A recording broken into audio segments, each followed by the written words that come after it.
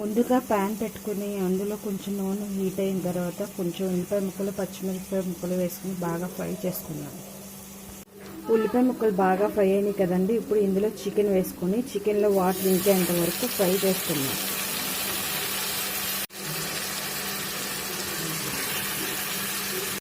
చికెన్లో వాటర్ బాగా ఇంకిపోయింది కదండి. ఇందులో ఇప్పుడు అల్లం వెల్లుల్లి పేస్ట్ వేసుకుని ఫ్రై చేసుకున్నాం.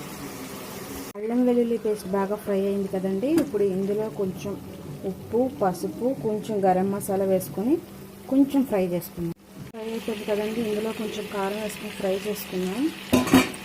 ఫ్రై అయింది కదండి. ఇందులో కొంచెం వాటర్ పోసుకొని ఉడకబెట్టుకున్నాం. కర్రీలోకి కొంచెం పచ్చిపప్పు, గసగసాలు, జీడిపప్పుని మిక్సీ తిప్పుకొని మెత్తటి పేస్ట్ రెడీ చేసుకున్నాం. చికెన్ బాగా ఉడికిపోయింది కదండి. ఇందులో ఇందాక తయారు చేసి పెట్టుకున్న జీడిపప్పు, గసగసాలు పేస్ట్ వేసుకొని బాగా ఉడకనిద్దాం. బాగా దగ్గరికి వచ్చేసింది కదండి. ఇందులో కొంచెం కొత్తిమీర, కస్తూరి మేతి వేసుకొని స్టవ్ ఆఫ్ చేసేసుకున్నాం. వేడి చికెన్ కుర్మా అయితే రెడీ అయిపోయింది. నచ్చితే లైక్ చేసి, షేర్ చేసి, సబ్స్క్రైబ్ చేయండి ఫ్రెండ్స్. ఇది అన్నంలో చాలా బాగుంటుంది ఫ్రెండ్స్.